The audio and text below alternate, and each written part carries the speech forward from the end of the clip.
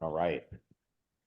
Well, this has just been an eventful pre-recording session here. But no, I think, Amy, we should do tattoos instead of the poker chip at Right a Boom, and depending on, where you put your poker chip, your tattoo, that could unlock the mystery. I mean, maybe if you can figure out how to get those tattoos to open a safe. But I'm just talking scan about it. You'd have to get a tattoo with a number on each one, I think. It'd have to have a QR code embedded in it. That's right. Oh gosh. Can you imagine? All right. Well, welcome back, SaaS Alerts team. Jim, you guys had your SKO last week. I'm going to have you lead things off. Anything you'd like to share with the community? Yeah, so first of all, Andrew, thanks for holding down the fort last week by yourself. I think Amy was able to join as well. She did. Yeah. She did a great job. So appreciate that and appreciate everyone joining last week. Yeah, we were as a team, a North American team at least, we were at our sales kickoff event for a couple days, and it was highly successful. As a remote company, we don't get the benefit of ever being in office together. So once a year, we are able to get most of the folks, at least in North America, together to look at what we did collectively in the year previous and what the plans are for 2024. And a big part of it is being able to do team building and working together and collaborating, and I would say it was an overwhelming success for the benefit of our partners. There's a lot of really, on the product side, there's a lot of great things that are going to be coming out. We won't, obviously in this call, we'll get into those and run things past people. But just some of the things that came out of just being together in terms of how we can look at other applications and bring those applications on potentially faster than we otherwise thought in terms of monitoring. That was one of the outcomes of the meeting. And we have work streams going on right now around that. And then being able to, discuss a lot of the wins that we've had from our partner base, and also, how we can double down on what we've done to help more and more folks. And so much of it has started, with this community right here, Andrew, this our SASE community. So it was just great to get together. And I would say that we're off to a really good start in 24.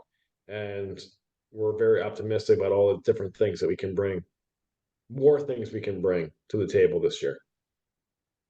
Awesome, Jim. Anybody have any questions for Jim on the kickoff and anything for SaaS Alerts that you guys might have?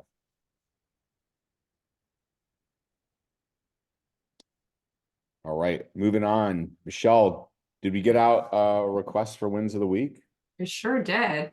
All right. Did we get any response or No, I told him to bring them, and I don't know if Enrique is on here. He had one, but I don't see him.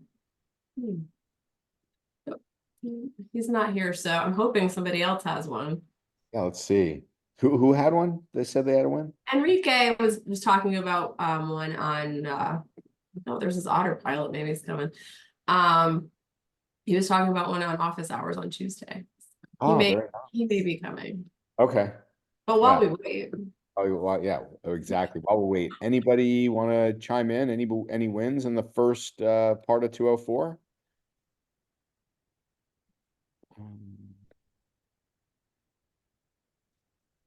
And by the way, Andrew, there was 30 folks on the office hours. Okay. Which is great. It's a big improvement. For those that don't know, that's where, Anthony and Ben get a lot more technical than we do on these calls and really get into the product, things, what you can do and how you can tackle, different issues for your customers with the technology. That's awesome. Would that be also like, configuration, configuring things and set up respond rules, all those types of things, Jim. Exactly. Like Ben just said, how to safely surf the dark web without getting caught, you know. Just let's see let's see what Joshua say. President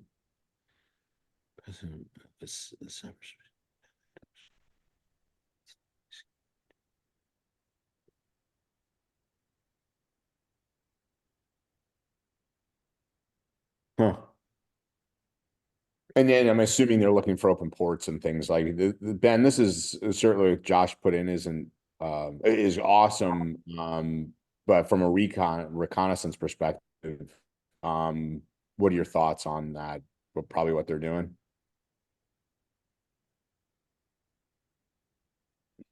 Are you reading something, Andrew? That Yeah, I think that maybe it was a direct message because we don't see it in our chat. Oh, I'm sorry, Joshua. You were sending that to me. Yeah, so it's did you mean to send that, Joshua, to everybody or just me? Sorry. No, I was just kind of giving you a heads up. I didn't know if you had any insight or heard anything yet, but I'll share it with the class, so to speak. One of my coworkers just walked into my office, and he was telling me that he's been chatting with a president at a cyber services company, and they just completed a forensic investigation, and the bad actors were using advanced IP scanner and to get into and do some things inside the victim's network. And they said it's being backed by a nation state. So there's some pretty heavy investigations going on into that right now. Wow. And what's interesting about this too, even, just I'm going to reshare my screen. This is living off the land type. So, you're seeing this is some of the controversy and question, right? Of Chip, I'll kind of go to you, but and or Ben, but this is some of the controversy we have, right? With free evals, right? And using tool sets that, we know the threat actors are going to leverage. And this is specifically what they're doing in this case. So not surprising. Go ahead, Chip. I think the logic, Andrew, is that the Black Hat community is going to create tools like this, whether we like it or not. So to the extent that the White Hat community creates similar tools, they allow people to use those tools in their own research against their own customer networks and identify vulnerabilities and, sort of shadow play, role play what a Black Hat does. I subscribe to a newsletter from a White Hat researcher that effectively releases tools almost monthly, new tools and techniques that show people how to hack APIs in a really advanced kind of way. And he does that because that's the way, as a White Hat researcher, he informs his community what the risk is. Basically saying, you've got to have somebody on your team behaving like an attacker and using the most sophisticated tools possible to hack your own systems. And that's the only way you're going to discover vulnerabilities. So it took me a while, and we're going years back now, but it took me a while to wrap my head around this being a legitimate process, but I actually support it and really think it is. The problem that I think many MSPs and businesses run into is they just don't have the personnel bandwidth to dedicate someone to being this actor inside. And so they rely upon others in the security community. And all of us do that. Microsoft has teams of people who use these tools to attack their own system, and they still miss items, as we've seen, last year and 2023. So, but, overall, I actually think it's kind of the only rational approach we can take is when we discover vulnerabilities, flaws, and ways of exploiting them, or tools to make the discovery, share them as broadly and widely as possible, because that the Black Hats are going to use those tools anyway. It's not like they're relying upon the White Hat community to come up with them, especially the nation state actors. Like, they don't need the community of security researchers that are the good guys to create these tools. They're doing it on their own. Yeah, and look, like I say, Chip, if we're not going to discover our vulnerabilities, they certainly will show them to us. Exactly. All right. Is there a source on where we can to this specific issue about advanced IP scanner? Because I need to distribute this very quickly to my leadership, because we have plenty of technicians that think this is totally appropriate. And I've been fighting this battle for quite some time. So any proof that you can assist me with in providing that this has been breached and is a vector of attack, I will find very greatly appreciated. Me Josh, you providing have just anything screenshots from this chat is not going to necessarily convey confidence that this is a confirmed problem. It was a private chat between my coworker and the president. I'm sorry, my phone's ringing. It was a private chat between my coworker and the president of this cyber company that did the forensics investigation. He said at this point he can't publicly say the app out loud due to legal stuff. Okay. And so I was just kind of, I greatly trying to appreciate it. share Thank it you to very keep a much for heads trying to up. thread this needle. But I'm trying to tap dance around it, but the conversation happened on LinkedIn, Okay. and then he was contacted in the background. I can share where the LinkedIn chat had taken place, and then you guys can kind of two-step it from there and keep an eye on it. But that's where the conversation happened. The guy happens to be a veteran, and so Okay. they were kind of chatting in the background. So Yeah, if you could link that LinkedIn, so I at least provide what company he's from to provide some trust and authority to the statement, I find that helpful. sure. Thank you very much. So Ryan, if you could just clarify your position, like, so Chip's coming at it that, hey, I think this is good that we're using these tools So, like, for example, I've been trying to make the standard to not install advanced IP scanner on any of our customer servers. That if we are going to use it for diagnostic purposes, there is a portable version of it, which we can then use and then remove it from the environment after we're done. So it can be used as a diagnostic step, but we're not leaving a tool in the environment for someone else to be using it. And so I have not been able to get much buy-in on that process, where it is very easy for a technician to install it rather than run it. And there hasn't been a lot of buy-in to want to see that as a problem, because it hasn't been a problem to date.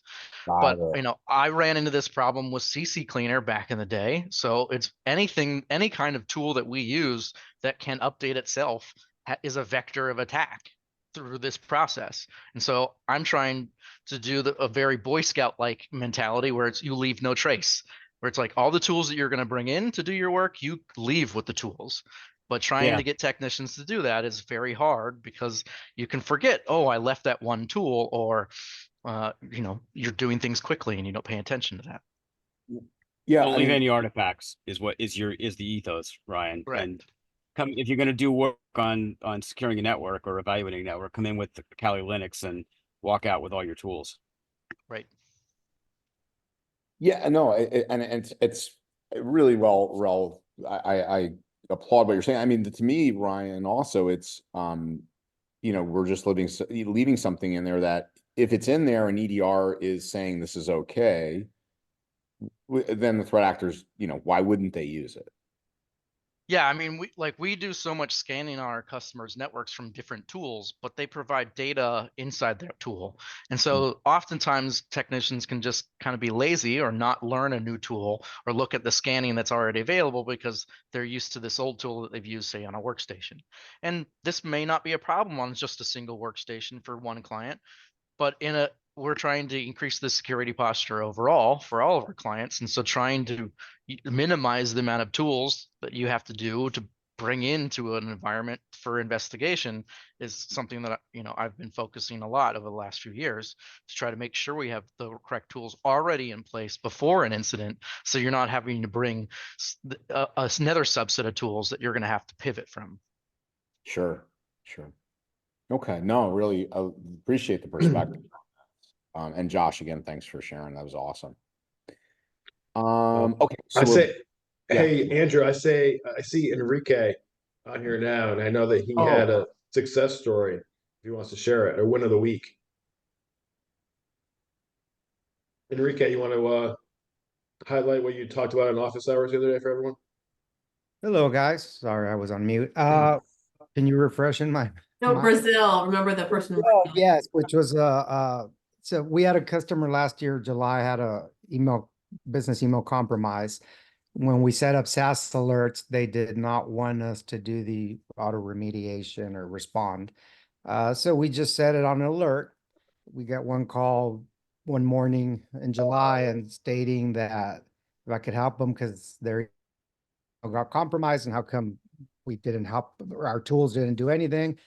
So we came back to them and said, here's the original ticket that was open when SaaS Alerts told you successful login from overseas. Then there was rule created within a day or two. We notified you, rule created, sending it to the RSS feed folder for the emails coming from X domains. And then they had the breach. The reason they got lucky and had, so the bad actors basically went in, created, this was the accounts receivable lady. And they went in, I guess, compiled a whole bunch of information, financial statements from customers, debt. So they send out a letter and a company letterhead signed by the lady in charge of owner of that email and send it out to all their or to some customers, letting them know the new bank account where they need to pay for their services. There's a company in the metal industry. So one customer, it says starting on Tuesday, it's Monday, a customer is going to make a payment and they call the accounts receivable lady and ask her, hey, we have a payment today. Do you want us to make it to the old account or should we go to the new one? And the ladies, what are you talking about? So that triggered, that was their SaaS alerts, that call from a customer, asking them where they would pay. So after that, they finally said, let's go ahead and turn it on. We turned it on. And just a couple of days ago, I get an immediate text message letting me know that the user had logged in successfully from Brazil, blocked the disconnected token and changed the password. So I immediately reach out and it turns out she was on vacation, logging in from Brazil. But yeah, so it did its job. Like I told the customer jokingly, man, I'm glad it worked because I had never tested it before. Okay, nice. How much, Enrico, how much goodwill do you think you created with that customer showing that it's working for them? Oh, priceless. If they thought I was a moron before, now I'm less of a moron, or maybe now I'm an expert, or maybe now I'm a something. Yeah, and I was when I first saw it, I panicked because knowing what happened 6 months before, I'm like, oh shit! But thank God we stopped it. But what else happened? And I was in investigative mode, and when I reach out to them, they're like, no, she is in Brazil, and I'm like, okay, awesome. And then we ran into other issue where it kept on alerting us, but we have a ticket open on that one. But yeah, it's great to know. I think it was on that call that I said I call this our Mexican MFA. Because our customers do not believe in MFA. They do not want to use MFA. They might believe it. They just, anything that adds work to their life does not work. And so this next best thing for us for MFA is at least be able to, we try to get as restrictive as possible. Like if they're using SASE, we'll limit to those IP addresses, et cetera, as the trusted zone. But yeah, this is the next best thing to MFA. Awesome. Thank you, Enrique. Thanks. That was awesome, Enrique. Okay, next up, Amanda, are you with us for a product update? I am. Hi, yes, everyone. I have two small report updates, so I'll share my screen and walk through those for you guys.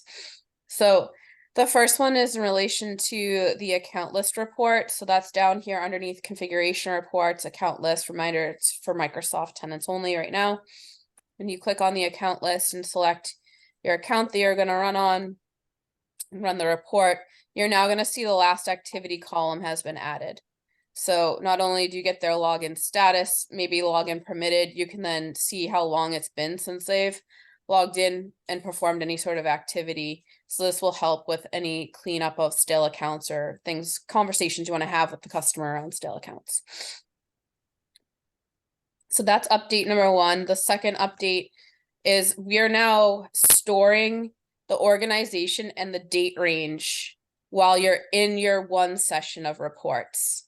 So if I were to come into the SaaS cyber assessment report and I pick my tenant that I want to run it on, then I select my date range that I want to run it for. And so the assumption here is, you might run these reports once a month for a customer, and there might be a handful of reports that you're running at one time for that same customer, or quarterly, whatever your frequency is. This way, it's going to locally store this data. So when I move to the next report, it's going to predefine the organization and the date range to help you hopefully print off a few reports or generate a few reports at a time. Once you clear out the organization start date and end date and load a new report, it'll be blank. You can put in a new organization, a new date range. And again, it'll store it when you're still within reports. As soon as you log out, that cache is gone. It's just meant to make this one session easier for you. So I've picked my organization and my date range. I click run report. I get my data generated. I go back to reports. I pick my next report that I want to run. And when it loads, of course, it doesn't want to load with it predefined. Sorry.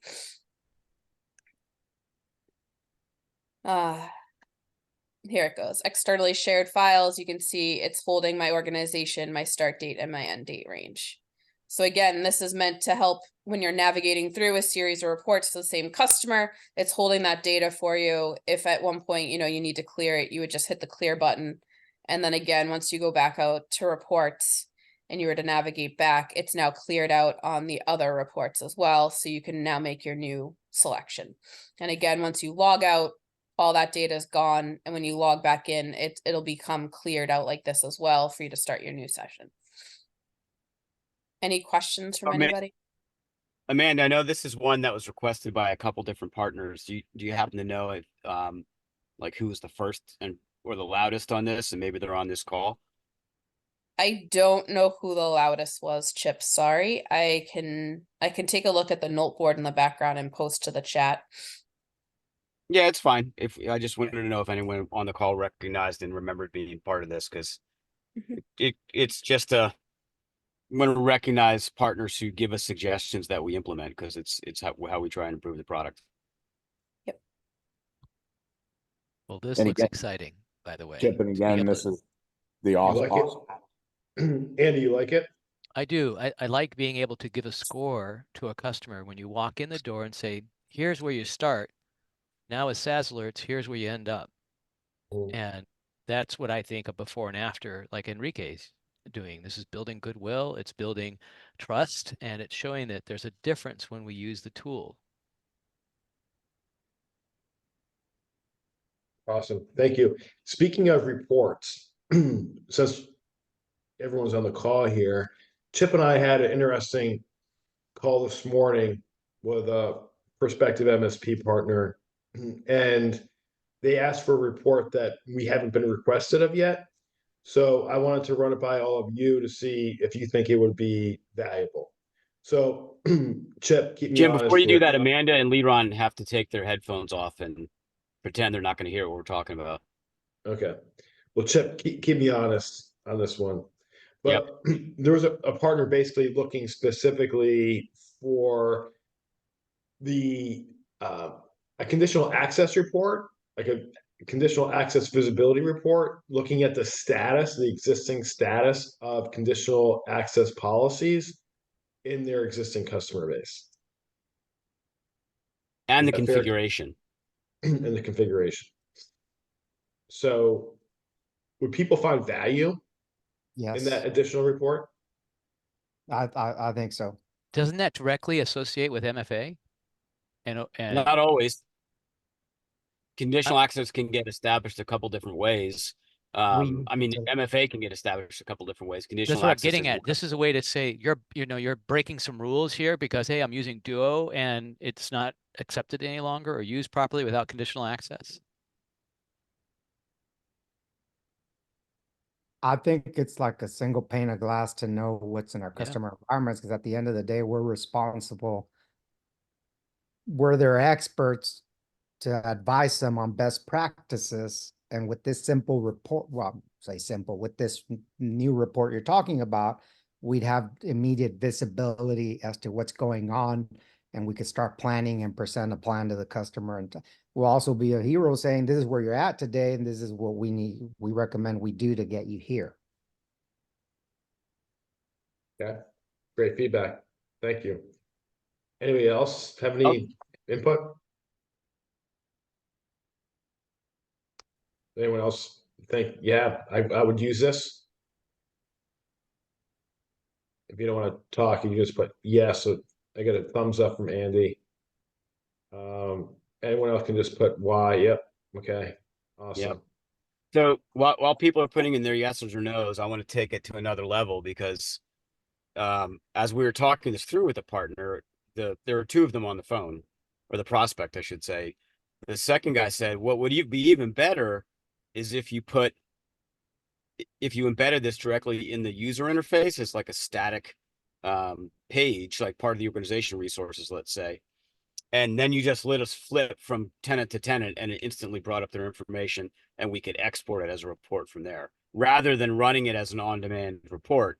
In other words, just store that information permanently, update it maybe every 24 hours, and you could just go right to it, flip through your partners. Their complaint being, we don't want to have to you use the Microsoft console and log into different partners every time. Since you guys have all of our tenants logged in, we can just flip through it right within your UI. Does that make sense to everybody? Yes. So let me take this a step further, Chip, and say, what happens if the score goes down? Could we be alerted?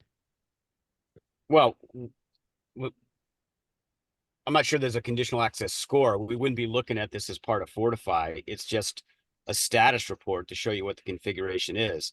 It's funny you bring it up. I think Andy, actually there's a melding here between there is. scoring. Okay. Yeah, there definitely is. So when we were at our SKO event, our developer who leads the Fortify project and I had a long conversation about what it would take for us to include conditional access management in Fortify, which we don't do today. And there's a number of things that we would have to do. So we're brainstorming out that whole process to put it on the roadmap. And the biggest thing that it entails is entering the ability for parameters to be passed through Fortify by you guys, by the end user, because you need to put parameters when you're configuring conditional access.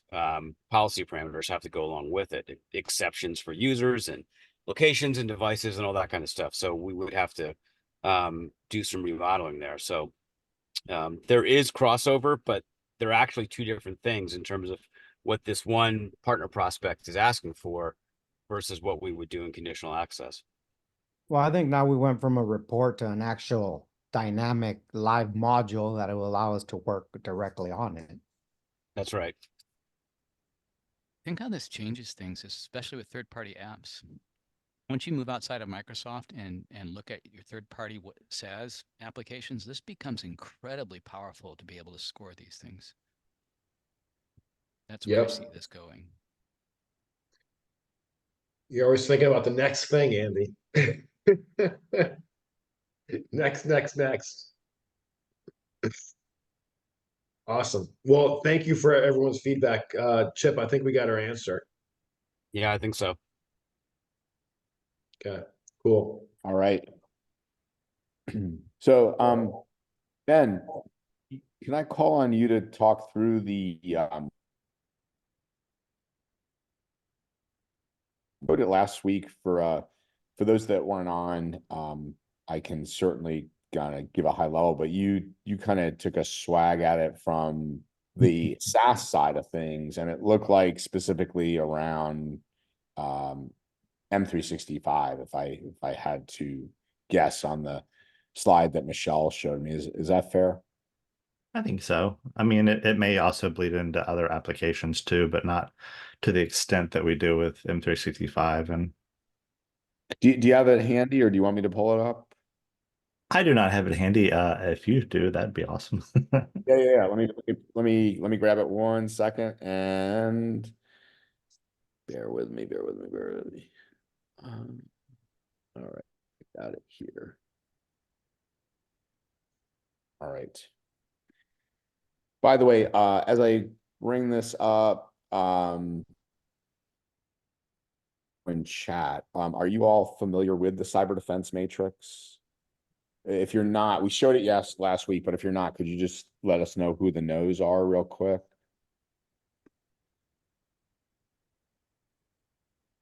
All right, I'm not seeing anything. Do you want the one that I sent you yesterday? I have it. No, I got it right here, Michelle. Okay. I was just seeing if I needed to set the stage for what everybody's looking at. But it doesn't seem like anybody's chiming in there. So Ben, can you see everything okay? Mhm. All right. Beautiful. All right, fantastic. So the backdrop here for those that aren't familiar with it is the cyber defense matrix. You can Google it. It's developed by arguably one of the top security minds out there, named Sunil Yu. He built it. Andrew, who can I also say was an initial investor in SaaS Alerts, by the way. He was. That's right.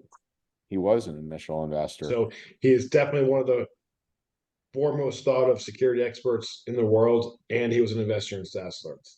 And I think he'd be very happy to see all of the SaaS Alerts check marks in here in his matrix. Right.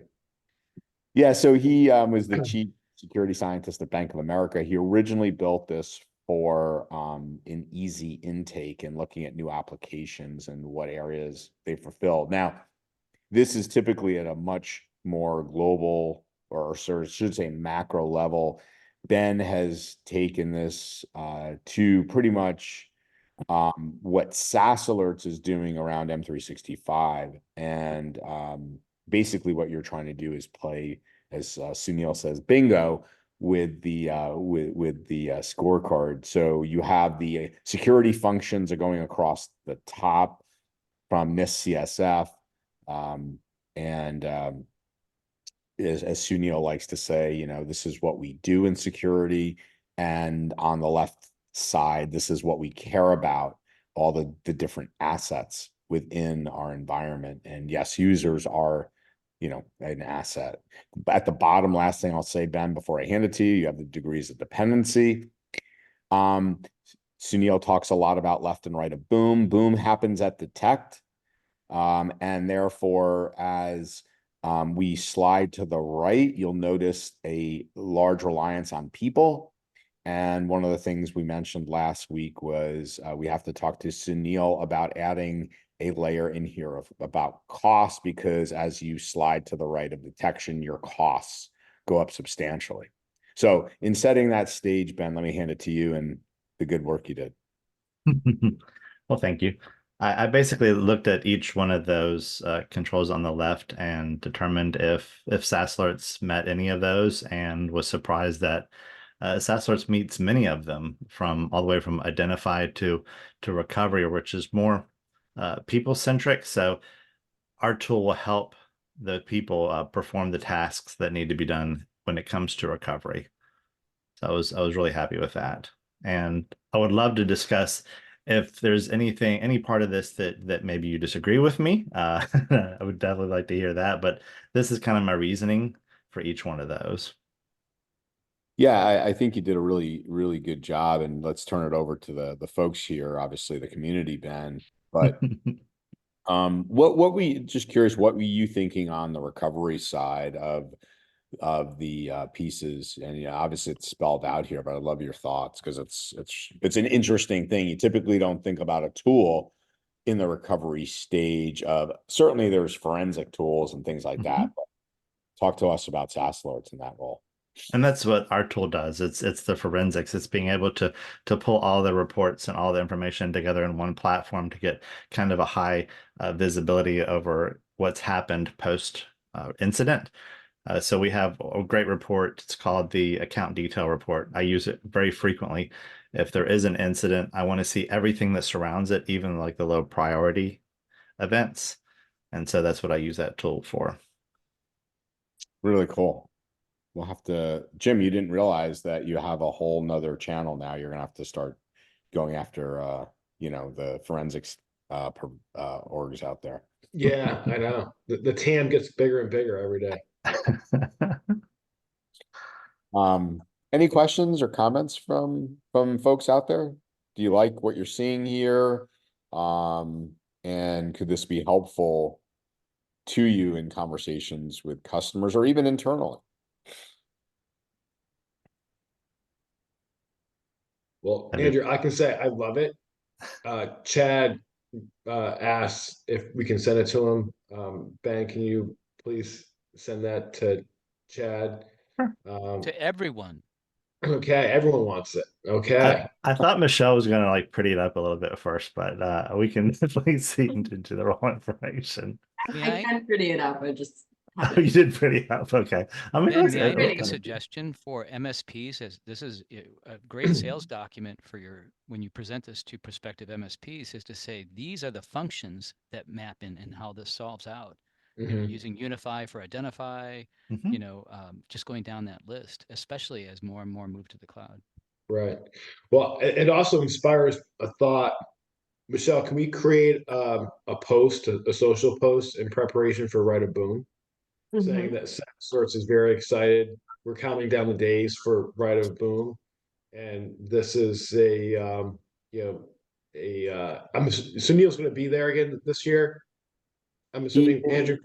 He's gonna be there. He's actually with the folks from PAX 8, doing some stuff with but he will be there, no doubt. Okay. And just share this image, Michelle, and said we're counting down the days to Write a Boom. This is the cyber defense matrix from Sunil, and looking forward to seeing him as well. All the things that we cover here at SaaS Alerts type of thing. Yep. Yeah, I would ask, A new application. He loves, by the way, Michelle, like number one, the cyber defense matrix is an open source project. So he loves when companies take it and use it for new found ways that he hasn't thought of before. So I if we could, I add a like I said, a layer here of increasing cost to the right too. That would be cool if possible. Maybe Okay. some dollar signs, very few here and a lot of dollars once we get across detection, starting to move into respond and recover. Andy, you had something? yeah, I was going to say, perhaps augmenting this matrix even further, because typically one thinks of only desktop applications and cloud or SaaS applications, having that be clearly illuminated here, so that they could say, you know what, we don't need security. We're in the cloud, right? You're kind of going, this would be a counter argument to overcome this. And you could say, there's just so much that I'm more sensitive to given events over the last couple of weeks, that calling these out and expressing these vulnerabilities, I think, is really important. Cool. All right. Let's see. All right, so we're now going to go to kind of our topic du jour. Chip, is it okay if I bring you on in here with me a little bit? I'm going to share out my my desktop here, and we are going to talk about something called the Scuba project from CISA. Is anybody familiar at all with this, by the way? Michelle, maybe you can be my eyes in chat because I can't do everything right now to see if anybody's heard of it. First time for me. Okay. Yeah, So, I'm looking to chat, Andy, okay. as we go. Perfect. Thank you, Chip. So here's what I'm going to set the stage here, Jim. Kudos and kudos to the SaaS Alerts team. So if you think Fortify for a minute, I'm going to jump back and forth between the PowerPoint and some docs here, some stuff online. Obviously, the intention of Fortify was around configurations and configuration baselines, and that obviously the first one SaaS Alerts chose was Microsoft Secure Score. We've obviously had conversations with CIS, and lo and behold, going on in the background this whole time, was CISA looking to do something across all federal agencies. And you might ask, okay, well, why would CISA want to do this? Well, as you guys might very well guess, a huge portion of the federal government is in the cloud. A huge portion of the government is on M365. And lo and behold, the government is, with some of the most recent things, which I'll show you, was very concerned, going all the way back to the SolarWinds. So this is direct, by the way, what you're seeing here, these screen clippings, are directly from the research and the documentation I pulled out of why CISA announced this particular project. And SCUBA is forgive me for the acronym, but it's basically a secure configuration baseline application. It's in HubSpot. It's an open source project that you can use. But the why behind it, the initial why was when they saw the widespread attack on SolarWinds, and obviously the implications this had to numerous federal agencies using SolarWinds, with the more and more applications being put up in the cloud, that was the impetus for this project. Here's where it's, really they call out Fortify without calling out Fortify, Jim and Chip. They're saying it right here, is that that they wanted to look into providing architecture security configurations that really offer fundamental protections of cloud-based environments. Is that cloud business environments and cloud business applications? Specifically, they wanted to have a strong administrative controls. So does that kind of resonate with what you guys were doing, Chip, for Fortify and the intention there? It does. And, one of the questions that I asked you, Andrew, when sent this information over, and I really appreciate you digging in even further and building some, some notes around this, is given the fact that what we're doing with Fortify is implementing Microsoft Secure Score recommendations, which are tightly aligned to CIS, and we're implementing some other CIS elements directly and a couple of CISA recommendations directly. How far down the rabbit hole does this community feel we should be running with the SCUBA framework, which is, as you stated, open source? We can download it, we can convert it into our own code, we could, start running down this path. And I'm trying to understand the utility for our partners of how many different frameworks, if you will, we try and navigate.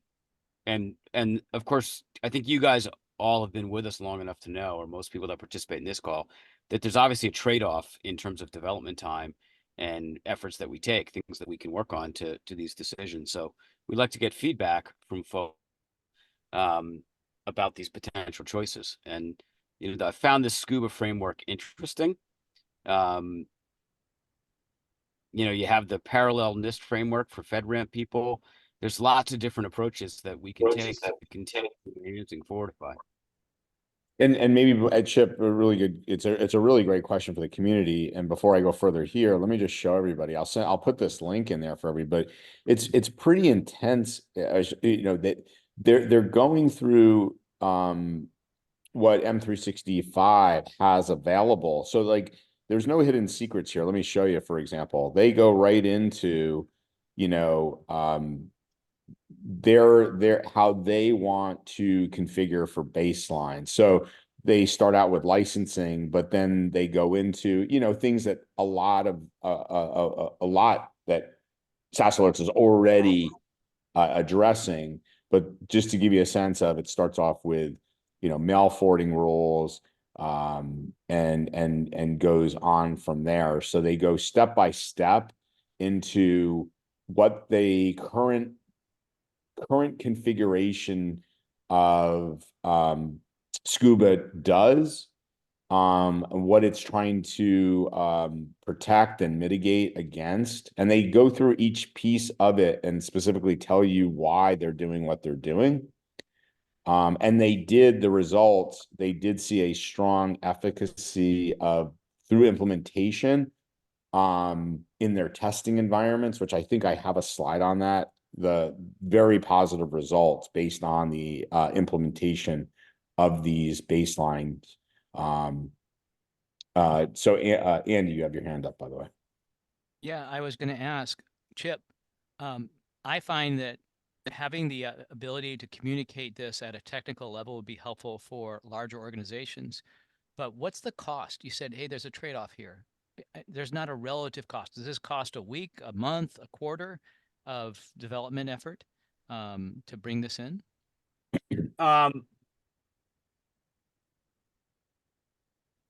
That's it's an ongoing cost, Andy, because these things are moving targets, right? Like even CIS has changed and most of what we put into Fortify is CIS related, and their baseline configurations have changed just since we lost Fortify or launched Fortify. Yeah. So it really kind of never ends. It comes down to I see some comments in here, focus on the most strict and the most adopted, and then just point out the other sources, and MSPs can do the comparison themselves. Maybe that's the kind of a rephrasing of my question. What is the most strict and most adopted? And I don't know the answer to that personally, because we review a lot of these different frameworks, and it's not abundantly clear to me. Like I know for people who are FedRAMP, and that's the most important thing in the world to them, which, by the way, I don't think that makes up a lot of our customer base. No. For people who are FedRAMP, NIST is all they want to live and breathe. But what about the rest of the community? We started with the thesis that the Microsoft Secure Score, which is a tight collaboration with CIS, would be the logical place for us to begin. We voluntarily implemented some CISA elements that our team identified and said, hey, these would be good add-ins. And then we see the Scuba project, getting a lot of attention, and want to discuss the potential and the value around this as well. So it probably adds to construct and follow and stay on top of another framework, probably adds 10 or 15% of time requirement to the development team that manages Fortify. And that's why I want to expose the topic and see whether or not it's relevant and worth it. Well, I will And say, Andy, before you comment, if I could just say, Chip, to your point about it constantly changing, look what I highlighted, right? Post the storm incident, right? This changed. Because if you look at what CISA says is, hey, if you want audit logging, you need E5 licenses. Well, Microsoft changed their tune post the storm incident, if you recall, right? Now, if you run standard M365, E3 or better, those logs are available. But so had you guys done this work prior to the release, prior to the storm incident, you would now have to go back and make sure that you can, the configuration can be set for audit logging, right? So I'm just making that point for you. Is that fair, Chip? Yeah, it is. I mean, if there's one thing that I think I've always known even before SaaS alerts, but it's become abundantly more present for me since we've built this company, is that the security landscape is always changing. There's nothing static here. This is a tug of war between, legitimate consumers of information, whether it's in the cloud or on local networks, doesn't matter. And the people who want to get at that information. Like, it does not stop changing ever. And these frameworks are always going to change to adapt to that. And there'll be new elements of individual frameworks introduced, and there'll be new and there'll be elements that are there today that are going to be deprecated because they're no longer relevant. So, it doesn't stop changing. And so when you're building a tool that's trying to harness the collective knowledge of these frameworks in the background, you have to really be thoughtful about how you're going to go about doing it. Or otherwise, you just wind up chasing your tail. Chip, if I may, I just wanted to say one of the ideas that is overriding to me is the executive order that Trump did right before he left office in 2020, I guess it was. And that is safe harbor can be established for an organization if they follow nationally recognized security frameworks. And if they have the artifacts for that. And if this enables us to provide artifacts that help establish safe harbor, especially as the technology moves more and more to the cloud, I think that there's a real strong, that could be very powerful in not only providing an extra service to our customers, but in selling more of the product. Yeah, Andy, and the safe harbor is really around what we've seen as the states. So, for example, Connecticut was one of the first to adopt safe harbor, where they said if you, as an organization, were implementing or had implemented CIS controls, implementation group 1, and were adhering to that as an organization, and your organization happened to be compromised, and customer data or something was exposed, that you could not have some agency come or massive lawsuits against you. So that's been the initial precedence, where we are seeing states like Connecticut, and I think then Louisiana, and I'm not sure if California has, but that's where I've seen the precedence of safe harbor. I'm referring to the NIST cybersecurity framework as that security standard, and I'll get the executive order for you guys if you'd like. Yeah, that's fine. I have. Are you saying the proposed one from Biden recently? No, I haven't. I haven't remained current on that. Okay. But I know that this was an executive order that I don't believe has been overridden. So that's where I'm running with it. Okay. Yeah, I'd like to chime in if I could. Yeah, please, Ron. Of course, always. One of the things I find very valuable about this call is that we help try to navigate this tension between if we focus on the vendor's design intent, so like we look at Microsoft and what rules and things that they implement may not always ever be in alignment with CISA, but they are using CISA as their design guiding principles. So by essentially aligning to both of them, we're able to kind of navigate the tension as close as possible to the vendor that we're trying to support, which is primarily Microsoft with this product. But there's going to be certain policies and things that I would hope that Microsoft would be able to change more rapidly than the framework would provide, and vice versa. So like your audit logging is a good example of that, is if that as we want to be able to see what's going on inside the platform and just compare it against CISA to see gaps. And the gap could either be a good gap or a bad gap. It's just a difference between the framework and the platform. So I have to give Microsoft kudos in the sense that they moved the product forward, or security posture forward, by making that call as a response to that incident. But it's going to take some time for the implementation groups and CISA to update their rules and their policies and procedures to align to that. And there's always going to be a little bit of that tension between the two. And I find this call is where we kind of help mitigate that as a community.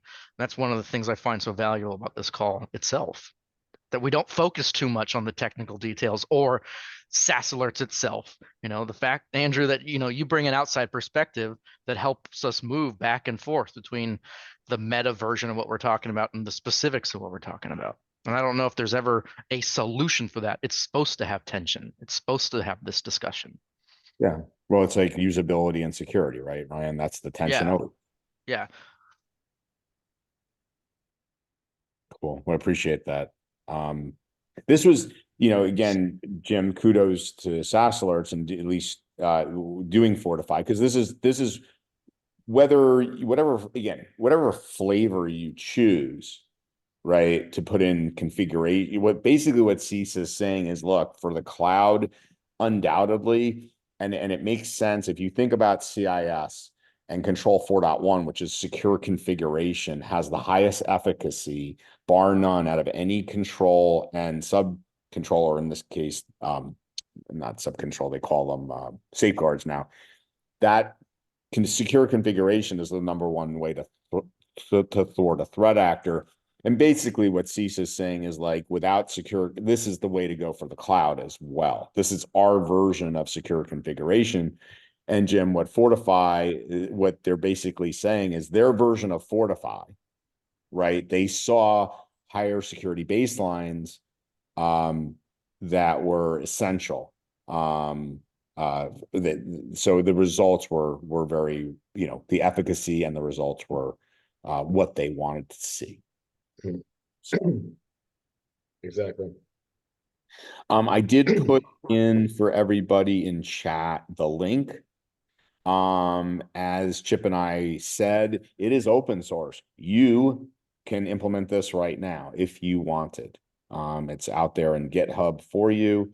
And as Chip said, the question, we just wanted to ask and start to kind of think about is, does it make sense to put this in? And then on closing for today's call, I wanted to put in what you'll find in that document I was showing you specific to Exchange Online. These are the baseline policies that they're highlighting. So there we have it for the week, Jim, at 1:59 Eastern. Great work, Andrew. Of course. Thank you all for participating. Another great call. I missed this last week, so a lot of great stuff as always coming from it. Appreciate the feedback and the input, and we'll see everybody next week. Looking forward to it. Thanks, everybody. Have a fantastic. Thanks. We'll see you next Thursday. Thanks, everyone. Yeah. Thanks.